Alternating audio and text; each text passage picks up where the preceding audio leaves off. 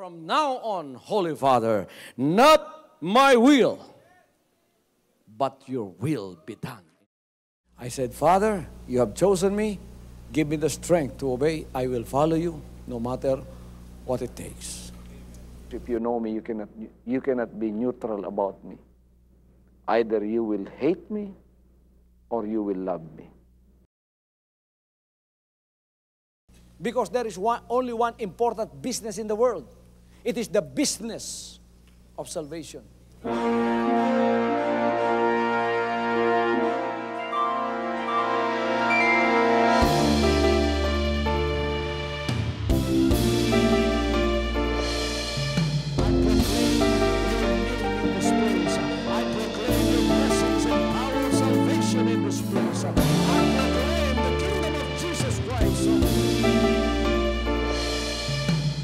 As I am concerned, and as far as the work of God is concerned, we have reached the end.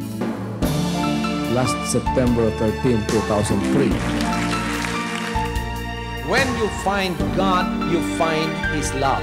Because God is love. Ganon ang pag-ibig ng Panginoon.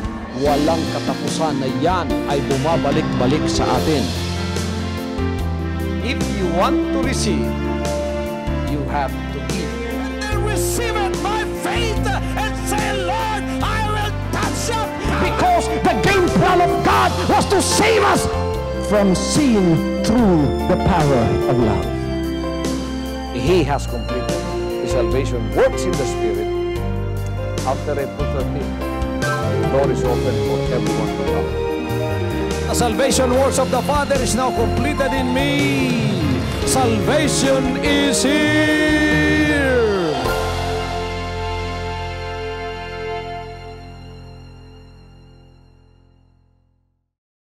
Ngayong gabing ito, gusto ko pong mangaral sa isang tema na sinasabing, how to get the answer from God. Paano natin kukunin ang sagot mula sa Diyos? Sino rito ang may mga dalangin na pumunta rito?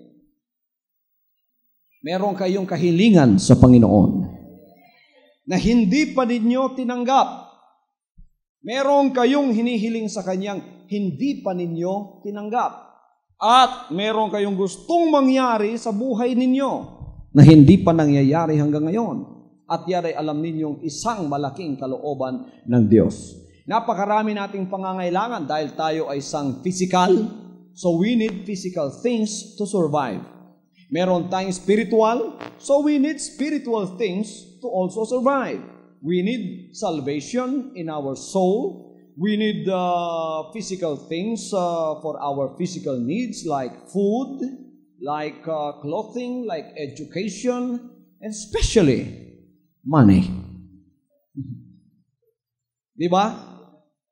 85% of your physical problems or material problems are going to be solved by money.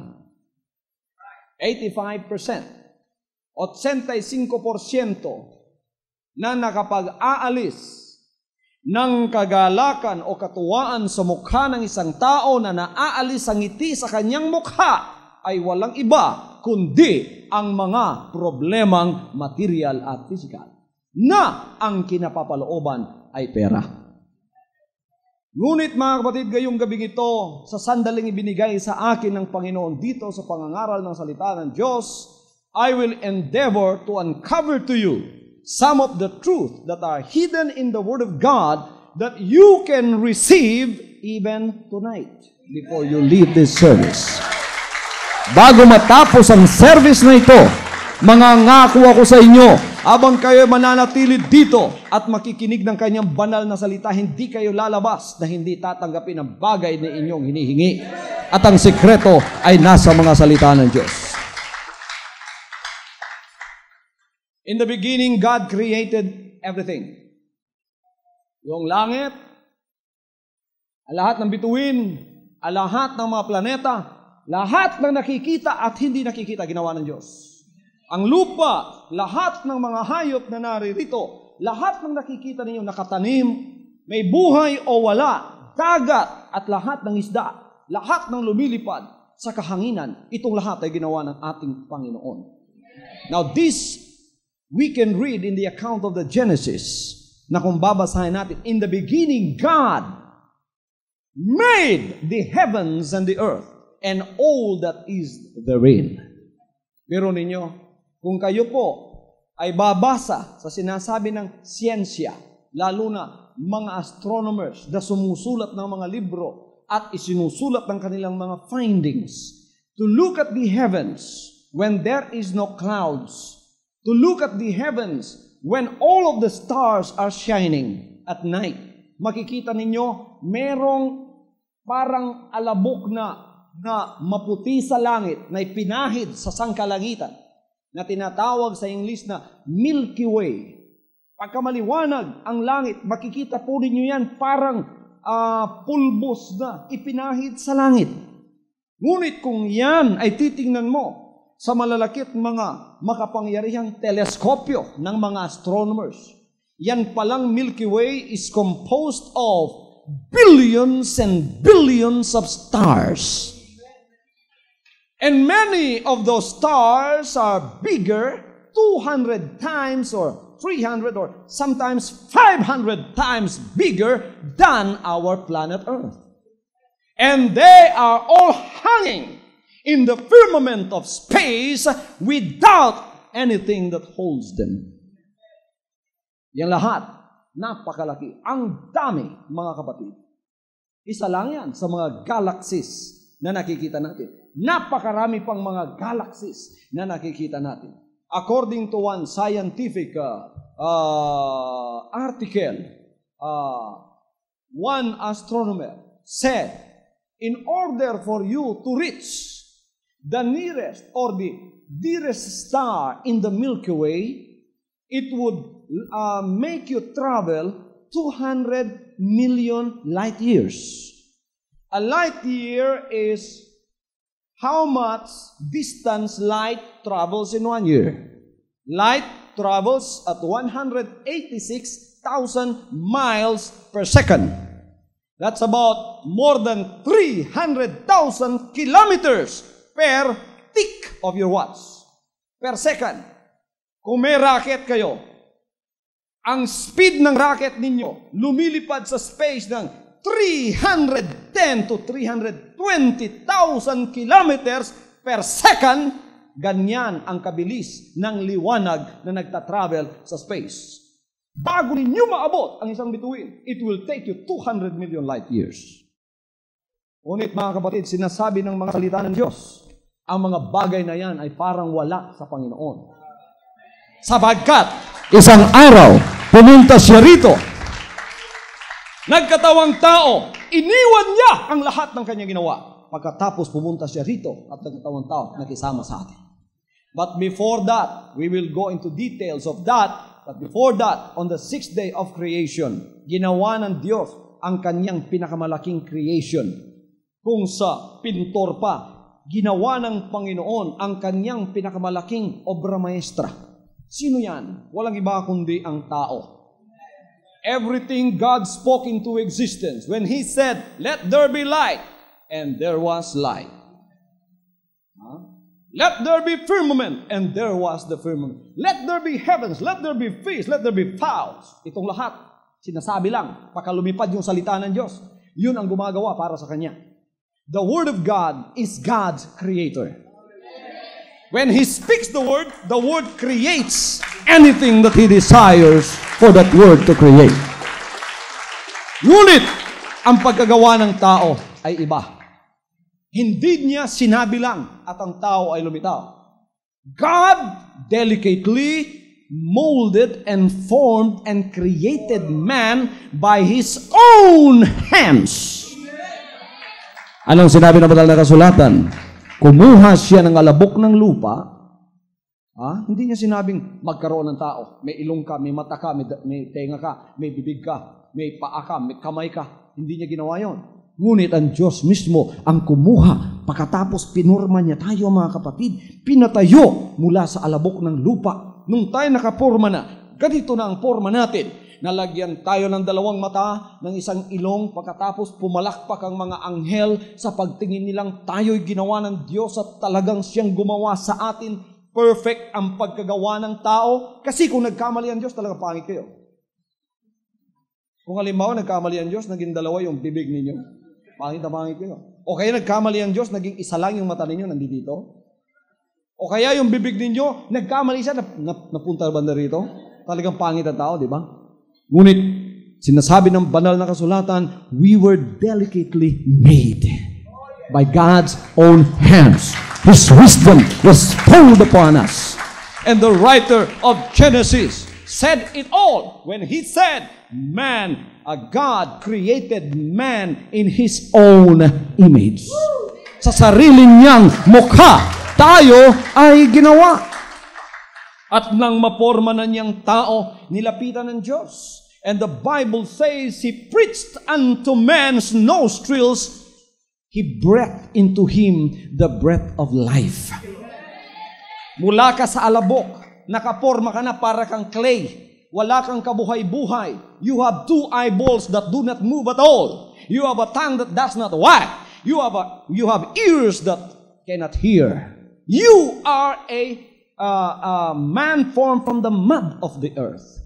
Ngunit nung lumapit ang Diyos sa atin, hinipan niyang butas ng ating ilong. Anong sinabi ng banal na kasulatan? Ang tao ay naging isang kaluluwang buhay. Humihinga na. Hallelujah! Humihinga na siya. Nakakarinig na siya. He became a living soul. Ngunit nung siya ay isa ng kaluluwang buhay, nakakakita na, nakakarinig na, nakakahawak na, hindi pa tapos ang Diyos sana sa kanya. Sapagkat ang tao ay wala pang espiritu. Sabi ng iba, yung espiritu at kaluluwa, isa, iba po yun. Masyado pong magkatabihan, pero iba po yung espiritu at kaluluwa. Yung espiritu po ay mapapasa atin kung tayo ay papasukan na ng kanyang salita at malalaman na natin ang kanyang kalooban. Kaya, unang-una ay pinaalam na ng Panginoon sa kanya ang kanyang kalooban sa tao. Kaluluwa na siyang buhay, ngunit hindi pa niya alam ang kalooban ng Diyos. Hindi pa niya alam ang will of God. Ngunit pinasimulan na siya ng Diyos na bigyan ng espiritu niya. Anong sabi niya sa tao? Of all the fruits that are found in the garden, thou mayest freely eat. But of the fruit that is found in the midst of the garden, you do not eat of that fruit. Because in the day that thou shalt eat of that fruit, thou shalt surely die. Nung tinanggap ng tao ang mga salitang yon, parte na yon ng Espiritu ng Diyos. Because the words that I speak unto you, they are spirit and they are life. Alalahanin natin yung mga salitang sinasabi ng Diyos na tinatanggap natin, espiritu yun at buhay. Kaya nagkakaroon na siya ng espiritu pagkaunawa. Spirit means our knowledge of God. And our knowledge of God can only come through learning of His words. Tapos, nagkaroon na siya ng knowledge na konti pa lang. Ngunit maliit pa yung espiritu niya, pinatay na siya ng demonyo. You know the story? Di ba? Lumapit ang demonyo, pumasok sa ahas. Sinabi niya sa kanyang asawa, sapagkat malungkot ang tao, binigyan ng kapartner. Kumuha siya dito sa tadyang ng lalaki, ginawang babae. Kaya kayong mga lalaki, huwag niyo suntukin yung asawa ninyo. Kasi galing sa tadyang ninyo yan. Pagka sinuntok niyo yung asawa niyo, kayo rin na masasaktan, di ba? Kayo ng mga babae, huwag naman kayong sumuway sa mga asawa ninyo pagka sila'y batuwid at sumusunod sa kalooban ng Diyos. Amen? Mga lalaki, you are the head of the woman. You are the head of the woman. If you are a husband, you are the head of a woman. And you have all the rights and authority to command your house. And they have all the rights and responsibility to obey you as long as you obey your head also, which is God, which is the Lord. You only lose your authority and power in the house pagka ikaw ay lumiko sa landas ng ating Panginoon. Ngunit habang naroon, mayroong isang symbiotic relationship ang babae at lalaki sapagkat sila ay magkasama. Pumasok sa Satanas, sinabi niya sa babae, sinabi ba ng Diyos na huwag kayong kumain sa bunga ng tanim na ito at kayo mamamatay? Sinabi ng babae, sabi niya hindi kayo mamamatay. Kayo ay magiging Diyos na katulad niya. So, mga kapatid, makikita po natin doon, nang ginawa ng tao, ng Diyos ang tao ay kompleto sa senses. Ilan ang senses natin? We have 5 senses. That is what you know. But the Word of God tells us, if you study carefully the Word of God, when God created you, He would like to give you 6 senses. Amen? Ano ang sense natin na nasa sa physical ngayon? The sense of seeing, the sense of smelling, the sense of hearing, the sense of taste, and the sense of feeling. Ito ang natitira sa atin. Ngunit nang ginawa tayo ng Diyos, 6 ang sentido natin. Ang isa, pinatay ng demonyo, sapagkat yon ang pinakamahalaga. Ano ninyo?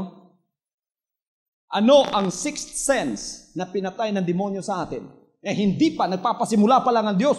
Pinatay na ng demonyo by means of sin, disobedience, and iniquity when we disobeyed the commands of God through our first parents. Ano yon? It is the sense of faith. What is faith? Faith cometh by hearing, and hearing by the Word of God. Romans chapter 10, verse 17. Faith cometh by hearing, and hearing by the words of God. What does it mean when you have faith? Faith means you just take God at His word. Paniwalaan mo kung anong sinabi niya, totoo yun. Heaven and earth shall pass away, the word of God shall never pass away. Tingnan ninyo mga kapatid, pinasimulan pa lang ibigay sa Kanya ang salita ng Diyos. Tapos nagpasimulang maniwala ng tao sa salita ng Diyos. Kaya yung sentido ng pananampalatayang yon, gagawing perfect ng Diyos. Na pagka naging perfect na ang sentidong yon, ang tao na ang magdodominate sa buong sanlibutan. Hindi siya maghihirap. Tulad ng ginagawa ng Diyos nung pasimulang hindi pa siya nagkasala. Man before his fall in disobedience, hindi siya dapat maghirap. Nandoon siya, di ba? Everything is in his own hands. The Lord said, dominate the earth. So sakop niya lahat. Pag gusto siya kumain, kakain siya. Walang pawis ang tao. Walang tinik. Walang kasalanan. Walang kahirapan. Wala tulad ng paghihirap. Walang problema. Wala siyang karamdaman. Walang cancer. Walang tumor. Walang sakit ng ulo. Walang AIDS. Wala yan. Ano mang karamdaman na nililista ng doktor, the doctor says there are 36 major diseases in the world today. There are now 37, including AIDS. There are now 38, including the flesh-eating bacteria that just came out. Pagka tinamaan ka niya, parang sipon lang. Pero, pagka ikaw bumukol dito, kakainin yung mukha mo. You just try to read the news. That is the newest kind of a virus that is now being spread to people. I don't know from where. But I know who is the owner of that. That is Satan. Pero nung tayo ay hindi pa sumusuway sa Diyos, wala pa ang mga bagay na yan, ang tao ay hindi namamatay. Kaya, hindi ginawa ng Diyos ang tao, pagkatapos sa tabi niya ay gumawa rin siya ng ospital. Walang ospital, wala ring welfare system, kasi ang tao hindi namumulubi. Lahat ng kailangan niya, hindi niya paghihirapan. Ngunit nang pinatay ng demonyo ang kanyang pananampalataya at inihiwalay siya sa Diyos, ang natitira kanya sa kanya ngayon, 5 sentido na lang. Doon na pumasok ang lahat ng kahirapang dinaranas ninyo sa mga sandaling ito. The Bible says, by the disobedience of one, everybody died. Sa disobedience ni Adan at saka ni Eva, tayong lahat ngayon nagsasuffer, nakalang progeny, nilang physical progeny. Tayo nagsasuffer ngayon. Ang dinadama nila ngayon, nila noon, ngayon din sa atin. Pumasok ang kamatayan, pumasok ang mga karamdaman, pumasok ang karukhaan. Sinabi ng Diyos mula ngayon, hindi ka kakain kung hindi ka pagpapawisan. Ikaw naman babae, pagpapanganak mo, maghihirap ka. Because you are under a curse now. Kaya maraming babae, pagka kayo nanganganak, nahihirapan ba kayo? Sumisigaw kayo, kung minsan biniblame pa ninyo yung asawa ninyo. Meron doon sa amin, nakatayo siya sa harap ng bintana, ginaganon niya yung kamay niya, akala ko nakikipag-away. Yung pala, nagle-labor pain na. Ngunit sumisigaw, sabi niya, ikaw kasi, ikaw! Yung asawa niya lalaki nando doon sa likod niya. Hindi na ako ulit. Pero after 1 year, heavy na naman. Umulit na naman siya. Pero nandoon ang sinabi ng Diyos na mga paghihirap. Pagkatapos may mga pagtangis, may mga luha, sapagkat mamamatay ang mahal mo sa buhay. Iiyak ka. Tapos mananangis ka. Talagang you will wail because of the death of your loved one. Yan ang nangyari ngayon sa buhay ng sanlibutan ito. Ngunit hindi ganyan ang buhay natin noon. Amen? Bakit nagkaganyan? Naputol ang sixth sense na siyang pinakamahalaga upang tayo ay mayroong koneksyon sa Diyos. Faith is the thing that bridges our relationship with God from the physical world to the spiritual world. Nang maputol na ang pananampalataya ng tao, nahiwalay na siya. Paano pinutol? Binigyang doubt ang tao sa sinabi ng Diyos. Did God say, you will not die? The woman said yes. And then the interjection of the devil of doubt came when he said, no, you will not surely die, but you will become gods like him. The woman looked at the fruit. It was good to eat. Lust of the eyes, lust of the flesh, and it will make me wise. Pride of life. Lust of the flesh, lust of the eyes, and pride of life is not of God. It is of the world. It is of the devil. The lust of the world passes away, but he that obeyeth the commandments of God will live forever. Hallelujah! Ngayon, mga kapatid, ano po ang ginawa ng Panginoon Diyos na nakita niyang nahiwalay ng tao, natitira sa kanya 5 senses? Your 5 senses are only limited to the physical world that you are in today. They are only limited in perception. They are only limited in your connection to God. Kaya, kung ano nakikita mo, yun lang ang pinaniniwalaan mo. Kung anong nararamdaman mo, yun lang ang pinaniniwalaan mo. Because you are only moving in this physical world and your actions are limited in the physical. Kaya limitado ka. Pagka limitado ka, lahat sa'yo mahirap na. Alam niyo magandang balita. Kaya ang mga salita ng Diyos tinawag na magandang balita. Bakit? Sapagkat hindi pa natapos ang Diyos sa kanyang plano sa atin. Hindi niya tayo pinabayaan. Kahit tayo'y nawalay, gumawa siya ng isang plano na pupunta rito at ibabalik ang ninakaw ng demonyo sa atin. Kaya nang dumating si Jesus Christ dito, anong sabi niya? Sa John chapter 10, anong sabi niya? The enemy, the thief, came forth to kill, to destroy, and to steal. Ninakaw niya sa inyo, pinatay niya sa inyo, winasak niya sa inyo ang pinakamahalagang koneksyon, ang pang-alim na sentido, ang sentido sa pagkakakilala sa Diyos sa pamamagitan ng kanyang salita, winasak ng demonyo yan. Jesus Christ said, but I came, the Son of Man came, to give you life, life more abundantly. Hallelujah. Ang lahat ay magsabing, I want that abundant life. What is that abundant life? Abundant life in the Spirit, abundant life for the salvation of your soul, and abundant life in your material and financial needs while you are here on this earth. The original command was for you to dominate the world. Have domination of the world. Paano mapapasa iyo yan, kapatid? Ang lahat sa iyo marahil ngayon ay kahirapan sapagkat ikaw ay nabilanggo sa 5 sentido ng iyong physical lamang. Kaya ikaw ay gumagalaw sa physical na sanlibutan lamang. At ang physical na sanlibutan na yan ay limitado lamang. Kaya sinasabi ng iba, hindi ako naniniwala riyan. Ang pinaniniwalaan ko kung ano ang nakikita ko. You are not alone in that predicament. Sarah was also like that. The apostles were also like that, like Peter and Thomas, as I am going to point out to you in Genesis chapter 18. Our father Abraham and his wife especially were limited to those physical senses that are 5 before the restoration of the 6th sense that God is going to restore to you even tonight before I will finish my preaching. Hallelujah. Isang araw, dumating ang Panginoon at nagkatawang tao sa tinatawag na theophany. Nagkatawan siya ng isang anghel. Tapos, nakipag-usap siya kay Abraham doon sa kakahuyan ng Mamre. Dalawang anghel ang kasama niya.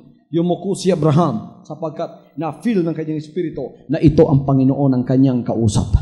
So, nakipag-usap ang Panginoon sa kanya. Sinabi ng Panginoon kay Abraham, sapagkat matanda na sila noon, humihingi sila ng anak, hindi binigyan. Hanggang sa si Abraham ay umuna sa plano ng Diyos. Kaya, mga kapatid, nagkaroon siya ng anak na si Ismael. Ito na nga ang puno ng mga Arab nations ngayon. Nagmadali kasi siya. Kung hinintay sana niya ang plano ng Diyos, hindi sana magkakaganitong may kaguluhan sa Middle East. Ngunit, dumating ang panahon na matanda na sila. 100 years na si Sarah. Para ng talong na tuyot. At si Abraham ay uugod-ugod na rin. Nang mga panahong yon, kung titingnan mo ang kanilang katawan, your physical senses, your sense of seeing and sense of touch will tell you they will never bear a son anymore. They will never bear a child. It's impossible for the physical senses to happen. Ngunit anong sinabi ng Diyos? Talagang siya ay sinubukan. Pumunta ang Diyos sa panahon na gano'n, na sila ay wala nang magagawa. Anong sinabi ng Panginoon kay Abraham? Abraham, sa susunod na taon, ganitong petsa, ganitong buwan, babalik ako at mangyayari na yung pinangako ko. Magkakaroon ng anak si Sarah. Kala ninyo mga kapatid, si Sarah wala doon sa pag-uusap. Nando doon sa tent nila sa malayo. Ngunit narinig niya ang sinabi ng Panginoon. Anong sinabi niya? Tumawa si Sarah. Magkakaanak daw ako. Hindi na magkakaanak ito. Alam ni Sarah, hindi na siya magkakaanak. Hindi lang menopause yun. Opos-opos na yun.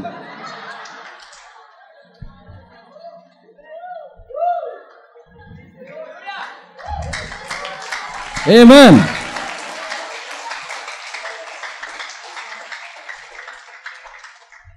Sabi siguro ni Sarah, menopause na sobra-sobra pa. Kaya opos-opos na ito. Paano pa ako magkakaanak? Amen? Ngunit sabi ng Panginoon, Sarah, bakit ka tumawa? Hindi ka ba naniniwala sa sinabi ko? Tingnan niyo kawalan ng pananampalataya ang tao. Sapagkat ang pakiramdam niya sa physical na lang lahat.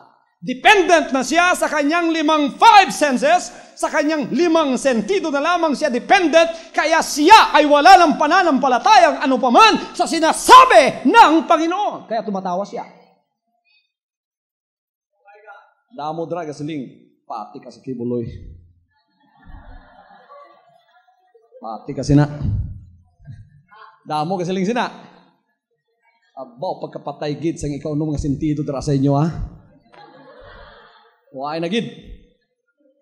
If your sixth sense is still dead, you are spiritually dead. You can never know God by means of your 5 senses. Your 5 senses are limited and they will tell you that God is a liar. And these 5 senses are the senses that the devil is using in order to imprison and capture you. Amen.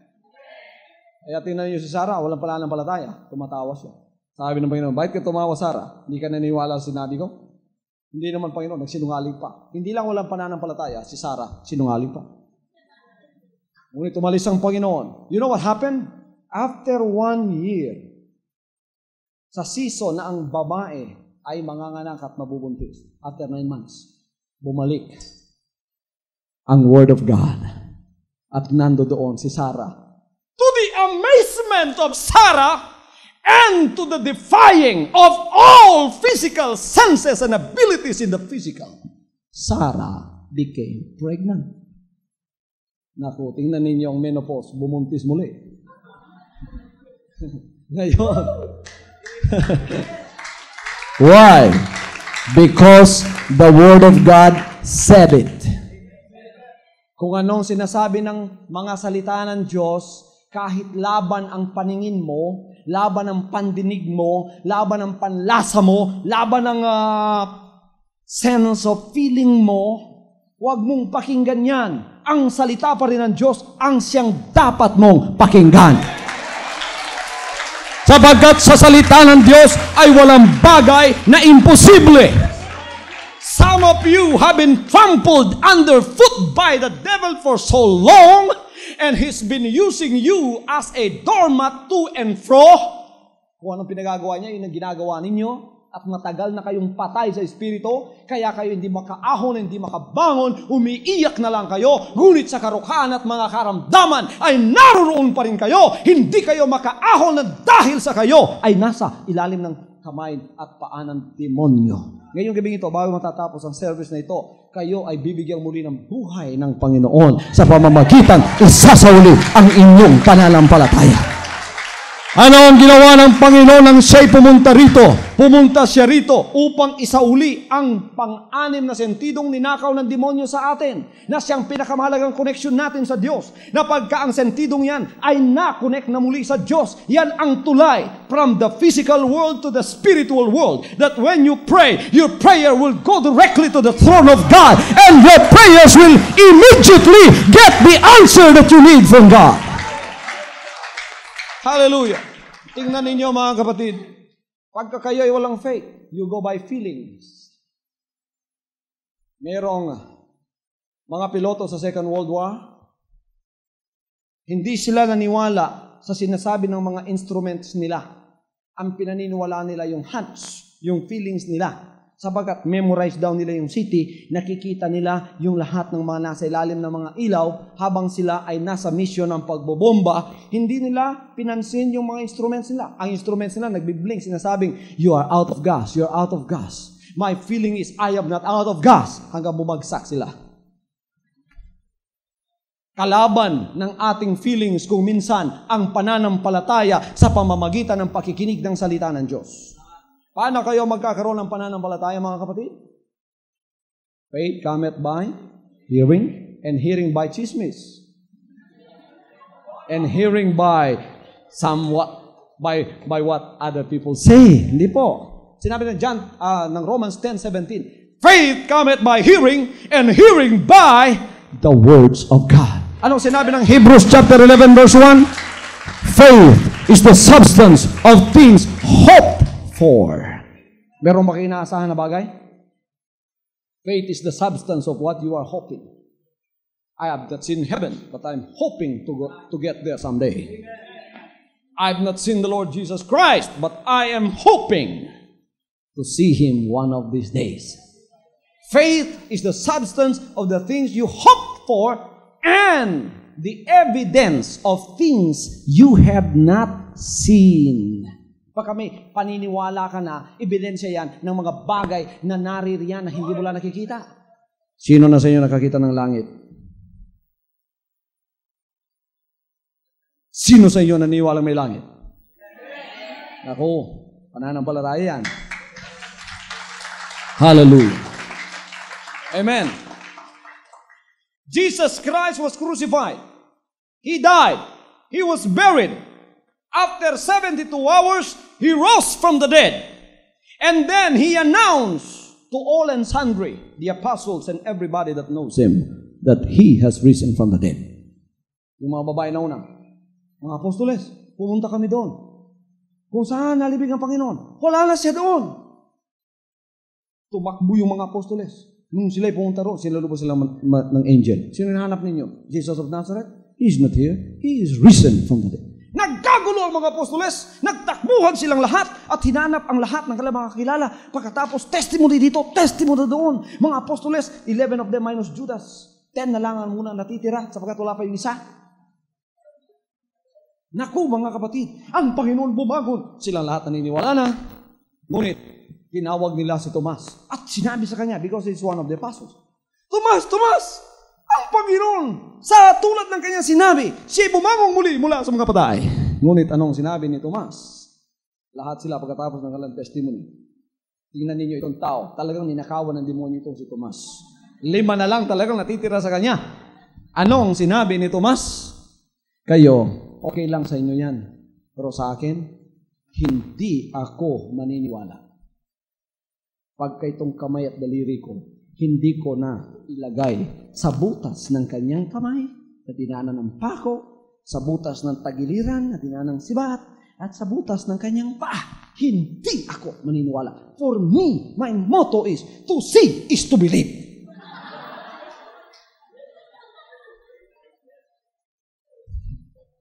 Amen. Sabi ng mga apostoles na meron ng pananampalataya, Tomas, believe and you will see. Sabi nito, no, I will see and I will believe. Yan ang taong walang pananampalataya. Yan ang taong wala pang panganim na sentido. Yan ang taong hindi pa konektado sa Diyos nang dahil sa wala siyang pananampalataya sa mga sinabi ng Diyos sa Kanya. Jesus Christ, when He was still alive before the crucifixion, was already telling them, destroy this temple and in 3 days I will raise it up. I will be resurrected 3 days, on the third day. Sinabi niya yan. Pero tingnan niyo, wala silang pananampalataya sapagat ninakaw rin sa kanila yun. Naisauli na ngayon sa iba. Ngunit kay Tomas, wala pa. Isang araw, nagmi-meeting ang apostoles sa upper room tulad dito. All the doors were closed. All windows were closed. Akala ni Tomas, hindi naririnig ng Panginoon yung sinabi niya. Akala niya na dahil sa hindi niya nakikita, walang Panginoon doon. Sino naniwala na dito ang Panginoon? Bakit kayo naniwalang nandito siya? Nang dahil sa sinabi niya. Anong sinabi niya? 2 or 3 gathered in my name, I am in the midst of them. Kala ni Tomas, more than 10 yun mga apostoles yun, nag-uusap. Kala niya, nang dahil hindi niya nakikita, wala ang Panginoon doon. Nasa upper room sila. Hindi nila nakikita ang Panginoon. Sarado ang bintana, sarado ang mga pintuan. Ngunit anong nangyari? Dahan-dahan, nag-materialize si Jesus Christ. Hanggang sa siya ay ma-perceive na ng ating mga physical na paningin. Sabi ng mga tao, multo, multo. Sabi ng Panginoon, hindi ako multo, ako ito, peace be unto you. Kala ni Tomas, hindi siya naririnig ng Panginoon. Nang siya nag-materialize na at naging tao na, pwedeng hawakan na, hindi dumaan ang pintuan at mga bintana. Talagang isang milagro, ang isang glorified body. He is like the wind. Pwede siyang pumunta sa isang bagay na hindi mo alam kung saan at hindi mo alam kung saan galing. They that are born in the Spirit are like the wind. Hindi mo alam kung saan galing, saan papunta, hindi mo alam kung saan, anong pupunta. Biglang-bigla na doon ang Panginoon. Sinong hinanap niya? Si Tomas. Sabi niya, Tomas, halika dito. Ilagay mo ang kamay mo dito ngayon, dito at dito sa paa ko. Kung kayo si Tomas, anong gagawin ninyo? Sasabihin sa inyo, Panginoon, tama na po. Sapat na ang pinakita mo. Ako'y naniniwalang ikaw ay buhay. Ngunit tingnan ninyo, talagang dinurog ng demonyo ang pananampalataya ni Tomas. Not only contented with the sense of seeing na nakita na niya, gusto niya yung sense of touch pa, sense of feeling, talagang hawakan talaga kita. Hawakan talaga kita, sabi niya. Tapos lumapit siya. Pagkatapos mga kapatid, nilagay yung daliri niya. Oo nga, napipil ko talaga. I feel it. It is you, O Lord. And then he exclaimed, my Lord and my God. Woo! Anong sabi ng iba? Sabi ng iba, hindi raw Diyos si Kristo. Nung daw sinabi ni Tomas, my Lord and my God, tulad daw nung makatapak ka ng ahas. Pagka natapakan mo yung ahas, sasabihin, ay, Diyos ko. Hindi daw ibig sabihin na Diyos yung ahas. Kahit na anong sabihin ninyo, si Kristo ay Diyos pa rin. Nung sinabi ni Tomas, my Lord and my God, walang makuratan si Tomas dira. Pati nagid siya. Noong naniwala na si Tomas, mga kapatid, doon na ang rebuke ng Panginoon pumasok sa kanya. Sabi niya, Tomas, mapalad ang mga nakakakita at naniniwala o nananampalataya. Ngunit Tomas, mas mapalad ang hindi na nakakakita, ngunit nananampalataya. Mas mapalad tayo sa mga sandaling ito, hindi natin nakikita ang Panginoon, ngunit tayo ay naniniwala sa Kanya na naririto siya sa ating kalagitnaan. Hallelujah! I believe Jesus Christ is here. I believe there are angels in this place that will minister to your every needs before this service is over. I believe that wherever we go and lift up that name and speak about His words and speak about the praises that goes to His kingdom from us, I believe that becomes the extension of His kingdom. And wherever the extension of that kingdom is, there is that ladder from that extension direct to the kingdom of God, where angels would come down and would go up, bringing our prayers and bringing our answers from the throne of God. Hindi natin nakikita dito ngayon yan, ngunit itong bahay na pinagsasambahan natin ngayon, itong convention hall na ito, na kung saan nakadikit ang pangalang yan, at tayo nangungusap ng kanyang banal na salita, hindi lang nakikita ng ating dalawang mata, ngunit may hagdanan dito na extension sa kanyang kaharian, na may mga anghel, pumanik-pumanaw. Ang pumapanik ng mga anghel ay parang mga ushers na nagdadala ng inyong mga prayer requests. Ano man ang inyong mga pangangailangan, ano man ang inyong mga dalangin, sabihin na ninyo ngayon habang ako'y nangangaral, sapagkat lumalakad sa dakong ito ang mga anghel at tinitipong lahat yan, yon maakyat sa kaharian. Hallelujah. Yun namang mga bumababa ay ang mga anghel na galing sa trono ng Diyos, at sila ay nagdadala ng ating mga kasagutan. Immediately, dadalhin nila yan pagkatapos kunin mo, manampalataya ka. Everybody say, praise the Lord. Praise the Lord. Si Pedro, isa ring apostol, wala masyadong pananampalataya sapagkat hindi pa niya masyadong kilala ang ating Panginoon. Isang araw, ganun din ang kanyang experience. Ano mga kapatid? Ganun din ang naging experience ni Pedro. Tingnan natin sa Luke chapter 5 kung ano ang nangyari sa experience niyang ito ni Pedro. Luke chapter 5 beginning verse 4 to 7. Ganitong sinasabi. Now when he had left speaking, he said unto Simon, launch out into the deep.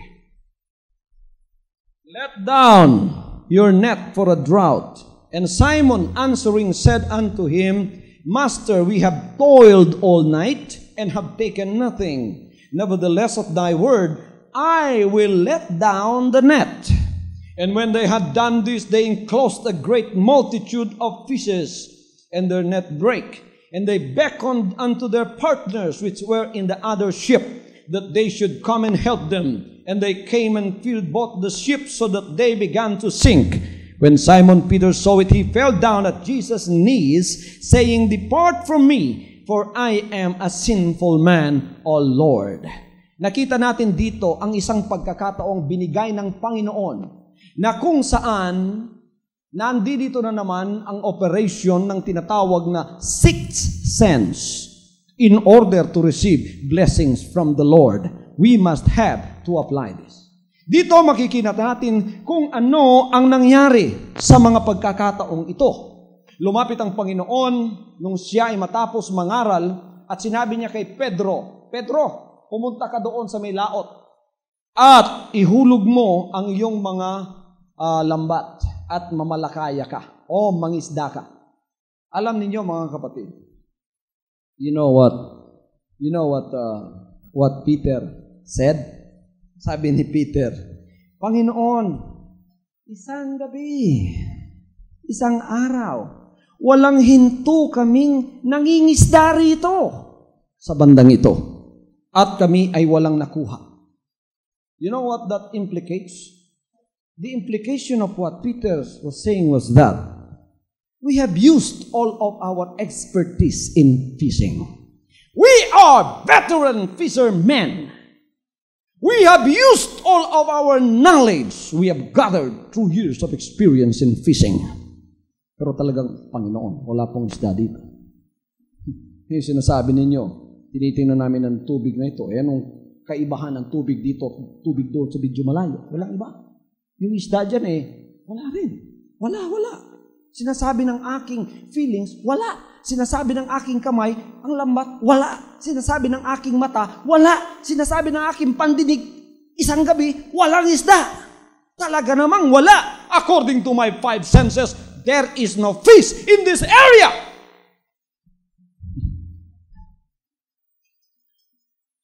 According to my experiences involving my 5 senses, there are no fish in this area. Pero anong sinabi niya? Nevertheless, at thy word.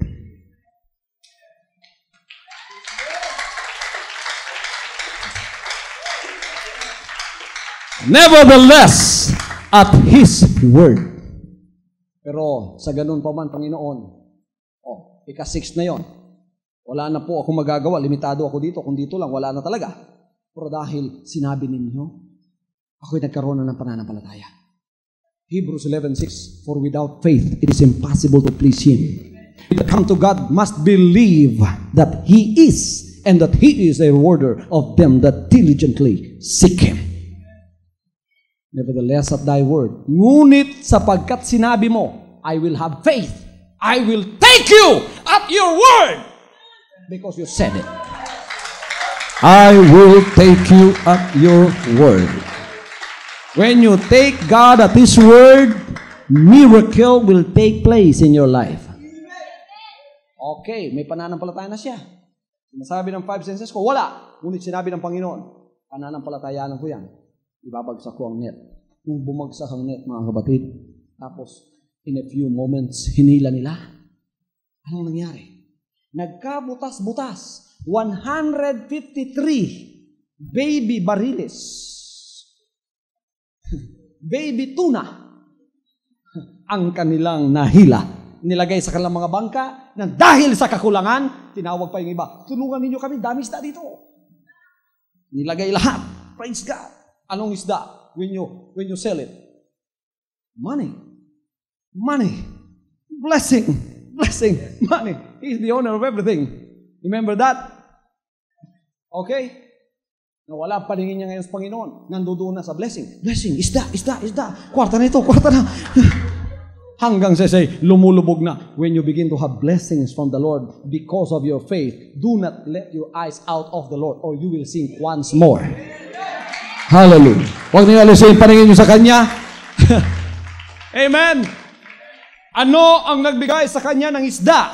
Ang Kanyang pananampalataya. Noon, nablaman ni Pedro, this is how to fish. This is how to get the fish. This is how to get the answer. This is how to get the money. This is how to get the blessings. This is how. By faith.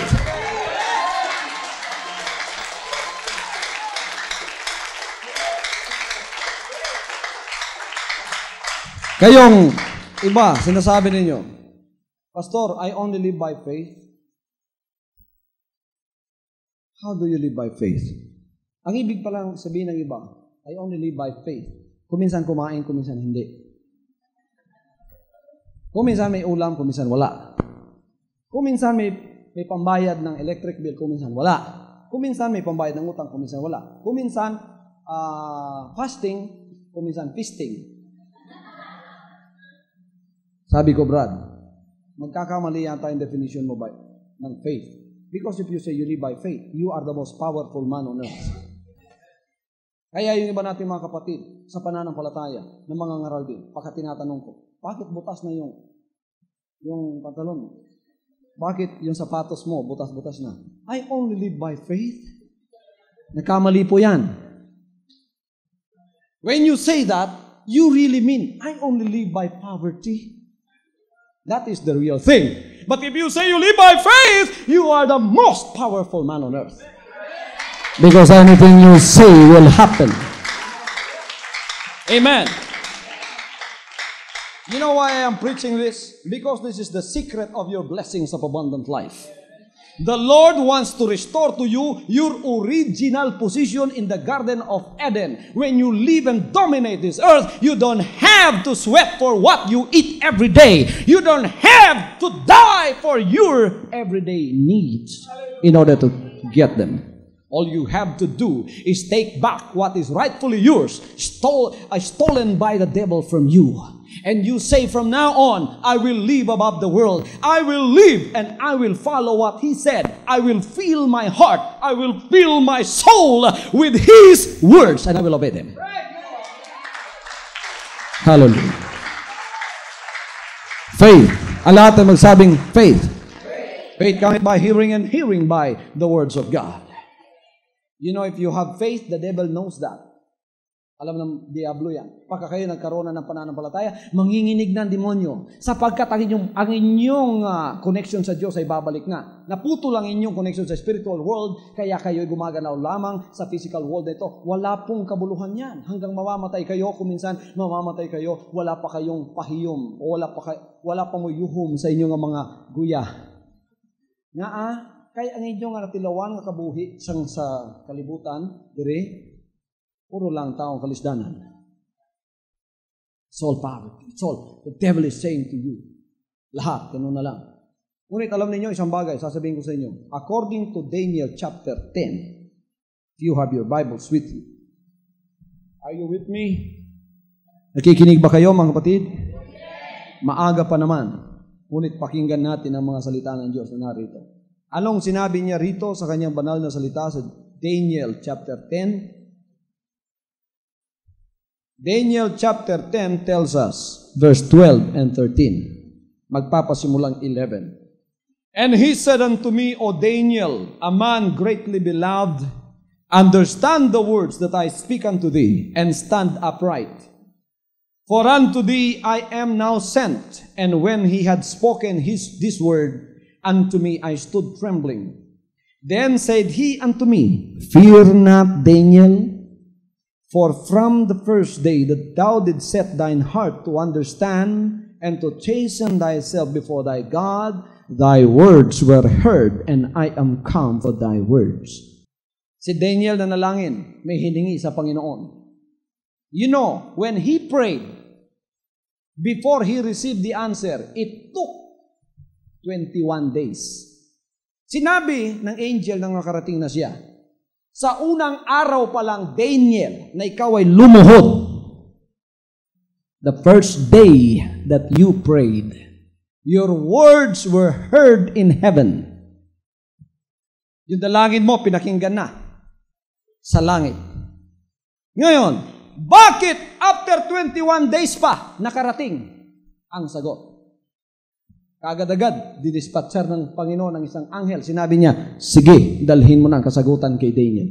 Why 21 days? Sinabi ng Word of God dito, kung ipagpapatuloy natin ang 13. But the prince of the kingdom of Persia withstood me 21 days. But lo, Michael, one of the chief princes, came to help me, and I remained there with the kings of Persia. Now I am come to make thee understand what shall befall thy people in the latter days, for yet the vision is for many days. Hinarang siya ng demonyo because in every city, in every town, in every barangay, mayroong prince of the power of the air na galing sa demonyo na nagbabantay sa mga syudad na yan, na pagka mayroong kasagutan mula sa Panginoon na darating sa inyo, haharangan ng mga demonyo. Pagkatapos habang hinaharang ng demonyo ang kasagutan, lalapit ang demonyo sa inyo, sasabihin, butigon ng iyong mga Diyos, na siling siya, ask and it shall be given, seek and you shall find, knock and it shall be open. Paano na? Nga ikaw, kapangamuyo man saya, nga palpak man. Pila ka nakatuwig ka pangamuyo saya. Ilang taong ka na nananalangin sa Diyos mo, ay hindi ka sinasagot. Bakit? Hindi mo alam, yung palang anghel na nagbabantay sa syudad na yon, inaaway yung anghel na nagpadala sa iyo. Kaya huwag kang umalis sa iyong kinatatayuan o kinaupuan o sa panalangin mo. Huwag kang manlupaypay. Magpatuloy ka sapagkat sa unang araw na ikaw ay dumalangin, sinagot ka na ng Diyos. At ang kasagutan ay pinadala na niya. Ngunit ang demonyo wise na patayin talaga ang pananampalataya mo. Lalapitan ka habang wala pang kasagutan. Kung si Daniel na discourage siya at umalis sa kanyang pananampalataya ng kasagutan darating, pagdating ng angel after 21 days, nandoon na siya. Hahanapin niya si Daniel, wala na. Sabi niya, asa na yung tao na nalangin? Bakit wala na dito? Yung palang tao na nalangin, niloko na ng demonyo, umalis na at sinabing, Lord, kalimti na lang. Why na not chance? Anong gagawin ng angel? Babalik sa harap ng Diyos at sasabihin, na-discourage na po, Panginoon. Yung tao na nanalangin, kaya ako'y bumalik na lang, eto ang kasagutan. Ganyan ang maraming nangyayari. Pagkatapos, lolokohin ka ng demonyo. Lalo kang lolokohin until you become hopeless. Faith is already gone. And then the next to go is your hope. When hope is gone, you become senseless. You become directionless. And you become confused in your mind, knowing not what to do. And every day, wala ka ng guidance, wala ka ng correction, wala ng lahat, wala ka na, confused ka na. Pagka-confused ka, ano sasabihin ng demonyo? The best way to end it all, because you are worthless, wala ka ng kwenta sa libutan ito, is magpakamatay ka.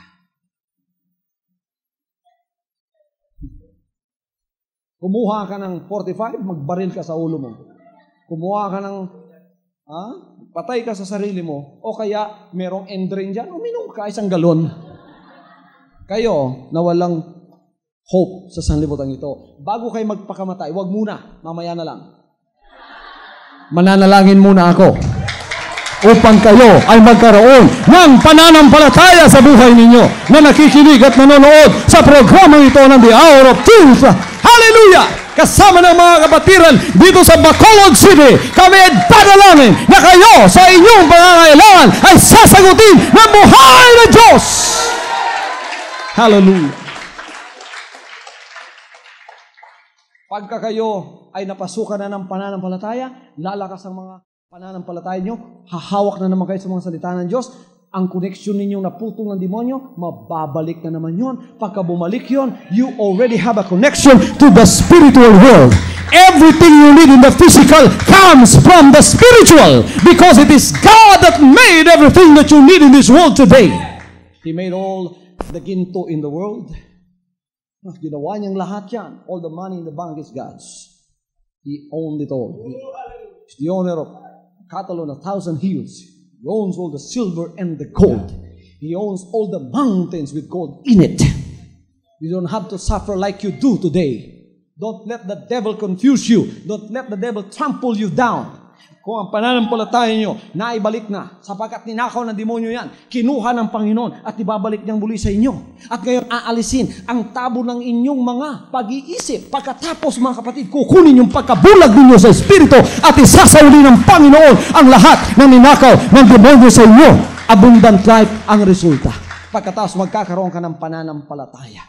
When faith is already backed, 6 na naman ang sentido mo. You are powerful once more. Yan ang original na plano ng Panginoon na mapa sa iyo. Hindi ka aapihin ng demonyo sa sanlibutan ito. Karamdaman pagka naririyan, maaari mong palayasin.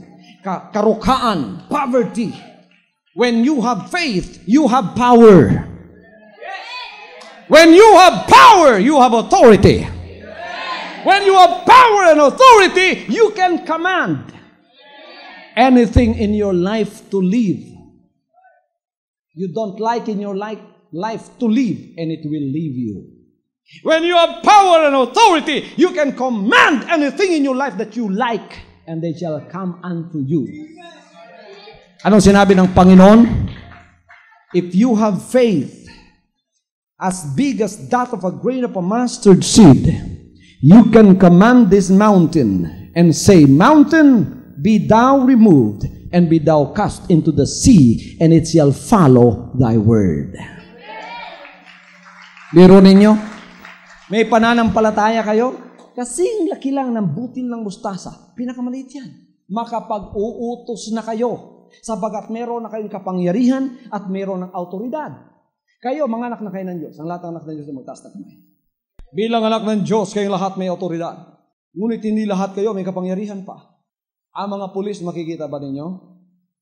Mga pulis natin, yung mga naka-uniforme, sandatahang lakas, pulis yan. Pagka nagsuot ng tsapa yan, authority. Pero pagka walang baril yan, walang power yan. Ang baril ng pulis, power. To do what he wishes. Sa masamang loob, pag sinabi yan, lumuhod ka, luluhod yan. Pero kung tsapa lang, authority lang, lumuhod ka. Sasabihin na magnanakaw sa iyo, ikaw lang.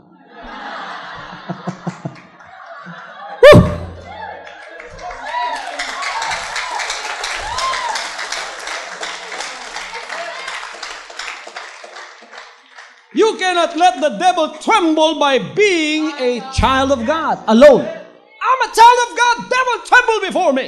the devil sometimes would just laugh at you. The devil would say, you have authority but you don't have power. I know you're a child of God but you don't have faith yet. So I'll not tremble before you. Ngayon, sasaulin ng Diyos sa iyo, hindi lang tsapa mo, pati autoridad mo. Pati kapangyarihan mo. Ang baril at sandata mo ay ang pananampalataya. The shield of faith is able to quench all the fiery darts of the wicked. Pwede mong isanggayan sa demonyo. Makipaglaban ka na sa kanya. Maaari na. Hawak-hawak mo yung sandata na walang iba kundi ang mga salita ng Diyos. Pagkatapos, yung kalasag mo na pananampalataya, pwede ka na makipag-away sa demonyo na siyang nagnakaw sa lahat ng pagpapala mo. Na siyang nagnakaw sa magandang pangangatawan mo at binigyan ka ng sakit. Na siyang nagnakaw sa lahat ng financial na pangangailangan mo. He put your financial matters into a curse and abide. Everything that you do is cursed. Maaalis yan. Every curse is going to flee. Every disease and affliction in your body is going to flee. Kung ikaw ay may power, kapangyarihan na. Gayon, ano ang hindi ninyo gusto sa buhay ninyo? Karamdaman, gusto ninyo yan? Cancer, tumor, ulcer, migraine, TB, kidney problem. Hindi nyo gusto yan, di ba? But do not deny the fact that many of you here do have what you don't like. Hindi nyo gusto yung makaramdam, pero narito yan. Tapos, wala kayong kapangyarihang alisin. Ayaw maniwala sa inyo ng cancer. Cancer, bakit nandito ka? Hindi kita mahal. Bakit mahal mo ako? Sunod ka lang sunod sa akin. Hindi naman kita mahal, ah. And then, you grow accustomed. You grow accustomed to live with what you don't like. Kasi, hindi ko naman gusto ito, pero hindi dito na ito eh. Okay na lang. Hanggang mamamatay ka. Ano yung kimatay mo? Cancer. Cancer ang nanalo sa buhay mo. It don't have to be like that. You can change the course of your life tonight. You can have a 360-degree turn, and you can have a problem-free life, and you can have a body free from diseases and afflictions. God is going to do a miracle for you today. Siguro, may mga tao ditong katulad ni Sarah, katulad ni Tomas, katulad ni Pedro. Pastor, damo na yung mga mananambalang katuan ko, mga doktor, mga espesyalista, kag ano pa dira, mga albularyo nga puti, kag ito, maara na tanan. Waigid ko yan, nagbatyag sing kaayuhan. Nevertheless, because the Word of God said it, I will obey it! Woo!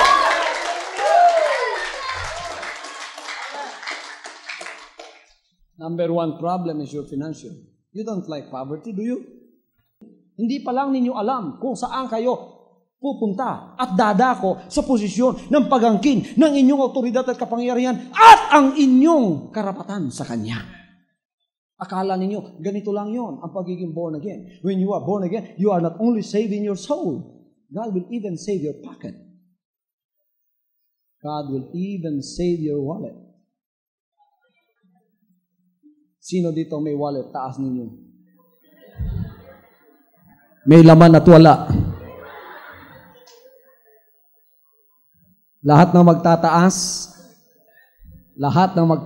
ng kanilang wallet, hindi matatapos ang linggong ito. Pupunuin ng Diyos ng maraming pera yan.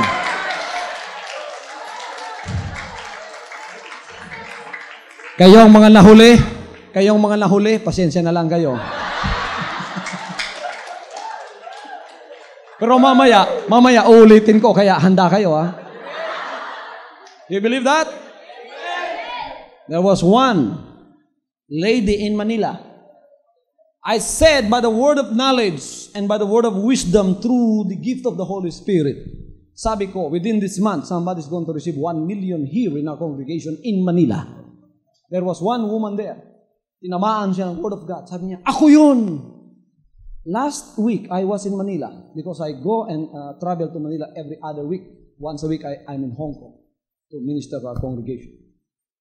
Lumapit ang kaibigan niya at sinabi, Pastor, yun pong umangkin nung sinabi ninyo, exactly ibinigay sa kanya 1 million ng Panginoon.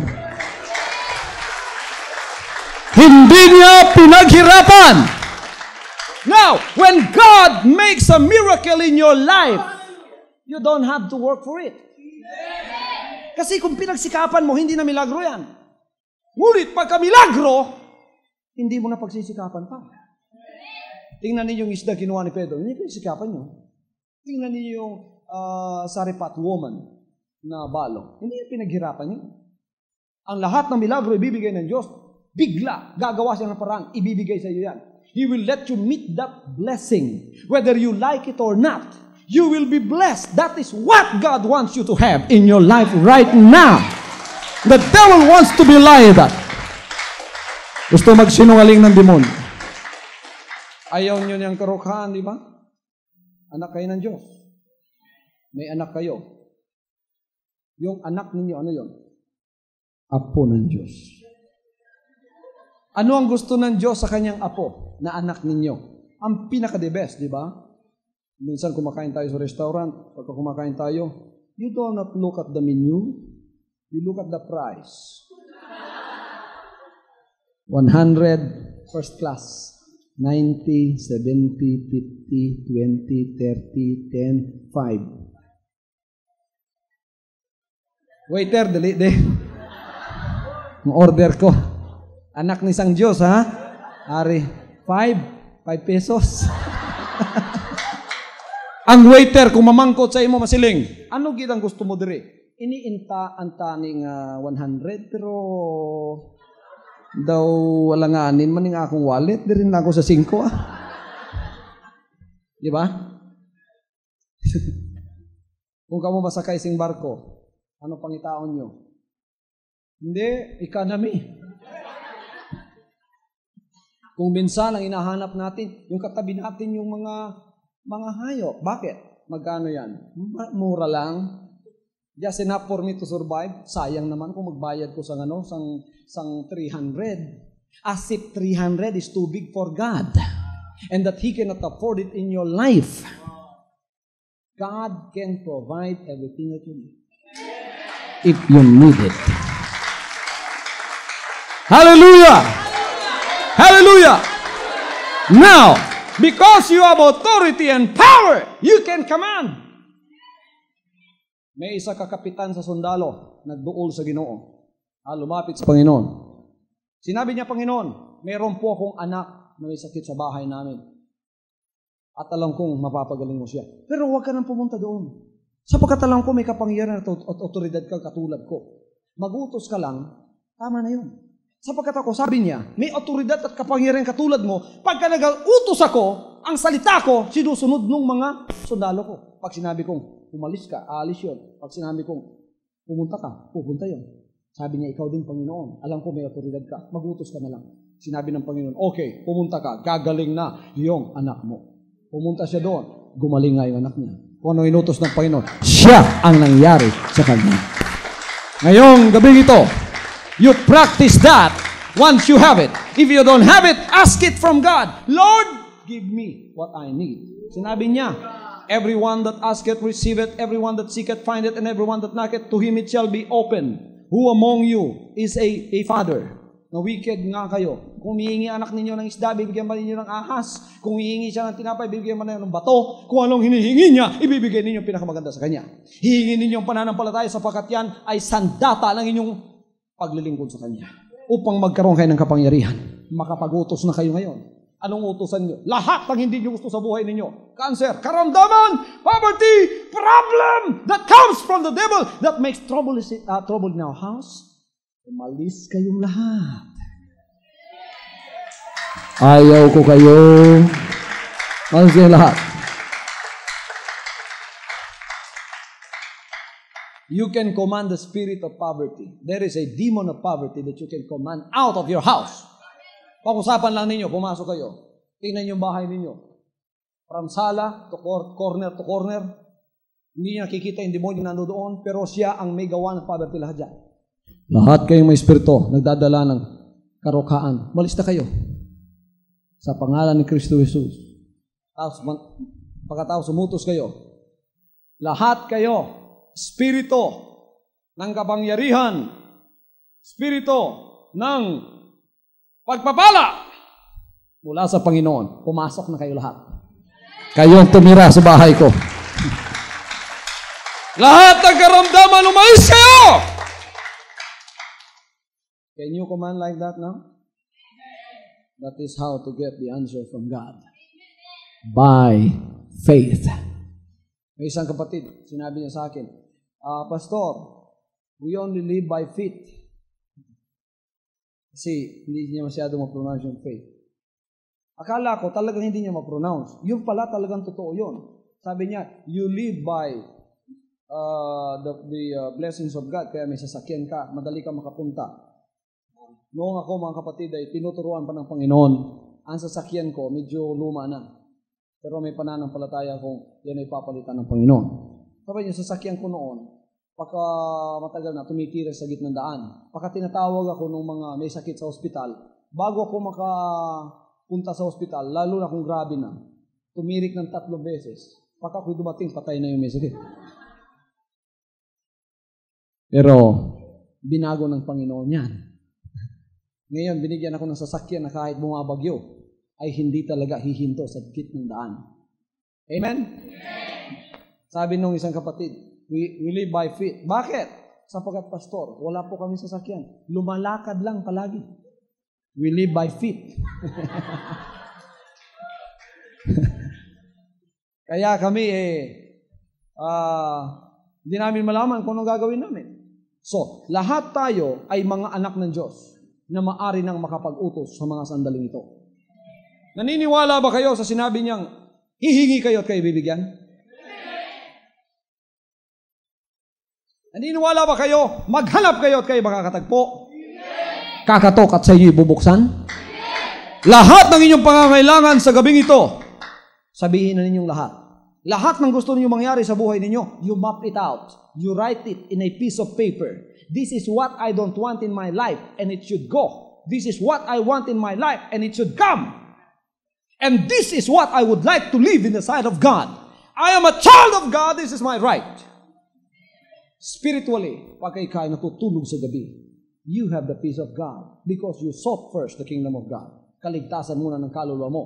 That's why you repented of your sins once you have faith, and then you were baptized in this precious, precious name of the Lord Jesus Christ. You received the baptism in the Holy Ghost by speaking in other tongues, and now you are living a prayerful, righteous life. Then you are waiting for the coming of the Lord. Pinayaman na kayo sa inyong kaluluwa, pinayaman na kayo sa inyong espiritu, at habang narito kayo sa sanlibutan ito, ayaw ng Diyos na hindi kayo payayamanin sa lahat ng pangangailangang financial, physical, at material. Gusto niya na yan ay share sa inyo ang abundant life na yan. At yan sa gabing ito ay posible sapagkat nakahanda ang Diyos na ibigay sa inyo. Ngayong naikabit na natin ang ating pang-anim na sentido, everything is possible to you. Anong sinabi ng Panginoon? To him that believeth, everything is possible. With man it is impossible, but not with God. For God, everything is possible. Walang mahirap na bagay sa Panginoon. Makukuha ninyo ang lahat ng kagustuhan ninyo sa Kanya, anumang bagay sa sanlibutan ito, anuman kalaki. There is such a law that says, what you need is going to be supplied. God is going to supply your needs according to His riches in glory. What you demand, He will supply. There is a law that says, the law of demand and supply. Kung ano yung demand mo, yun ang isusupply ng Panginoon. Sinong nananampalataya ngayong gabi? Na bago sila lalabas dito, pagpapalain sila ng Panginoon. Payamanin ninyo ang mga salitang ito sa inyong mga puso. Huwag ninyong pabayang nakawin ng demonyo yan, sapagkat ang lahat ng may malambot na puso rito na tumanggap ng mga salita ng Diyos, hindi na nakawin ng demonyo yan, hindi niya mananakaw. Tutubo yan lalago. Pagkatapos magkakabunga, ang bunga blessings, 60-fold, 30-fold, 100-fold. Whether you like it or not, when you listen to the words of God, take them with you. Lalaki yung inyong spirito at pananampalataya sa Kanya. Masasauli lahat sa inyo. You are not only a living soul, you are a living spirit. Hallelujah. May espiritu ka na. Alam mo ang connection mo sa Kanya at walang bagay na mahirap sa iyo. Pagka ikaw ay may pananampalataya na, ang mga salita mo ay magiging makapangyarihan. You become God's co-creator. Remember what I said in the beginning of my message? He spoke everything into existence. What God wants, He only say it. Ikaw, pagka may kapangyarihan ka na, kasama mo siya sapagkat ginawa ka sa kanyang sariling pagmumukha. Anong mangyayari sa iyo? You become God's co-creator. By your words, you can create things. Nung wala pa kayong positive na pananampalataya, meron kayong pananampalataya ngunit negative. Anong negative din yung pananampalataya? Sinasabi ninyo, by your words, you create. Mahirap talaga ang buhay. Walang mangyayari. Hindi mo alam, yung lumalabas sa bibig mo, gumagawa na pala yun. Yung sinasabing mahirap, wall of hard life. Pagkatapos, world of difficulties, wall of difficulties. Hanggang kayo nakulong, talagang napakahirap. You can destroy all of the wall of difficulties around you that you have needlessly created by your negative faith. Now that God has installed in your life that positive faith, you now become careful with your confession. Hallelujah. Lahat ng sasabihin mo ngayon ay mayroon ng kapangyarihan. Pagka sinabi mo, mamamatay ang karamdamang ito, hindi baka isang araw, nandidiyan pa yan, 3 araw, 4 na araw, hintayin mo, mamamatay yan. The Lord, sinabi niya sa fig tree, humanap siya ng bunga. Hindi nagkaroon ng bunga, walang bunga ang makakain ng Panginoon. Sinabi ng Panginoon, from now on, you will not bear fruit anymore. Tumaliko ng Panginoon, dumating ang apostoles, natuyo na siya. Because of the Lord Jesus Christ's words. Kayo, pagka may pananampalataya na kayo, naisauli sa inyo, ninakaw ng demonyo, you will become God's co-creator. Everything that you say will happen in your life. Okay. Kayo, mga kapatid, inalis na ng Diyos sa pagkakalipin ng inyong kasalanan. Inalis kayo sa pagkakalipin ng bisyo lahat-lahat. Niligtas niyo ang kaluluwa ninyo. Ngunit, hindi paligtas ang bulsa ninyo. Sapagat kayo ay balot ng utang.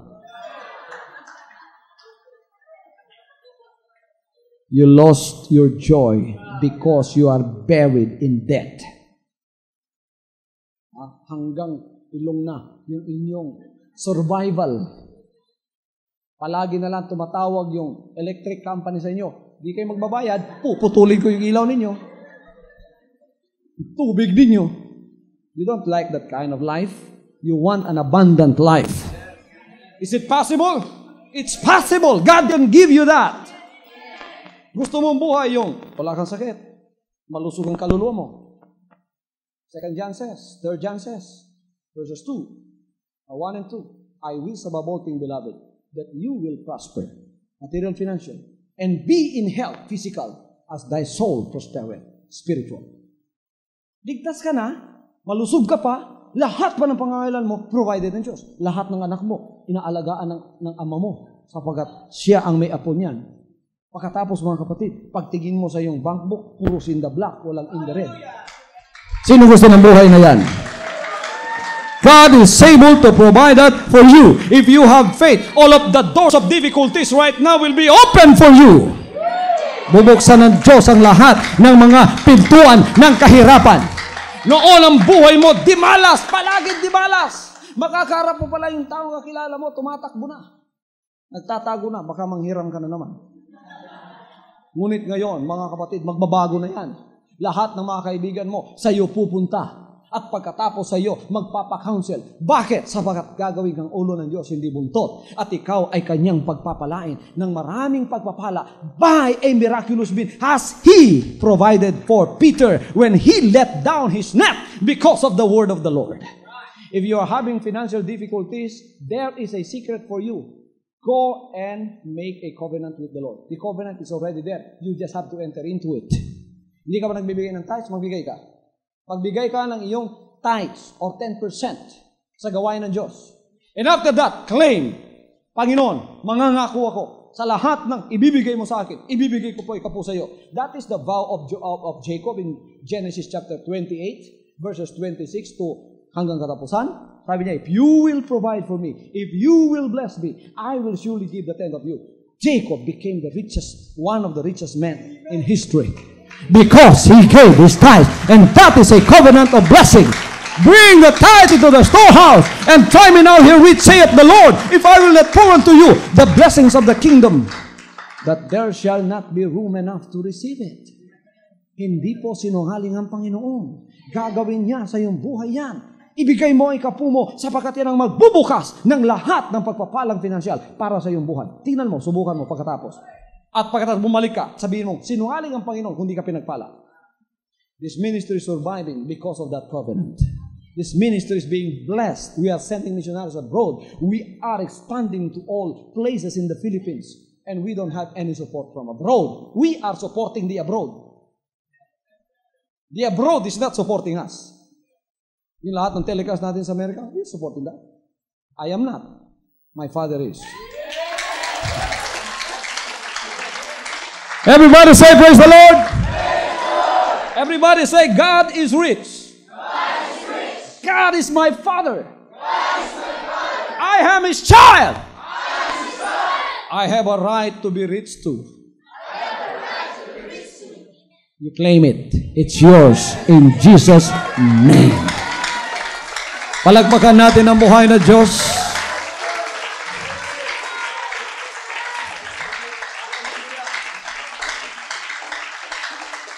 You have to have that kind of faith in order to get any answer from God. He that cometh to God must believe that He is, and that He is a reward of them that diligently seek Him. Hebrews 11, chapter 11, verse 6. Sa oras na ito, kayong naririyan sa harap ng television, humawak kayo at kayo pagpapala ng Panginoon. Panginoon, ang hinihiling ko po, threefold na pagpapala. Financial, physical, material, spiritual, at physical na pagpapala. Sa kanilang buhay, ibuhos mo po at alisin ang lahat ng mga sumpa ng karukhaan at mga karamdaman sa inyong mga katawan at sa inyong pamumuhay. In Jesus' name right now, I claim that abundant life that God has promised for you. All you have to do is just hold on to it, obey it, and have faith in God.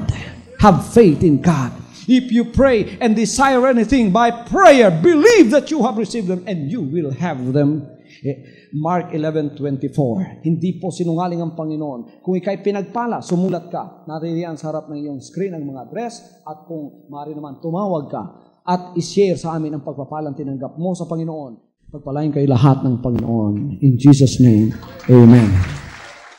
From now on, Holy Father, not my will, but your will be done. I said, Father, you have chosen me. Give me the strength to obey. I will follow you no matter what it takes. If you know me, you cannot be neutral about me. Either you will hate me or you will love me. Because there is only one important business in the world. It is the business of salvation.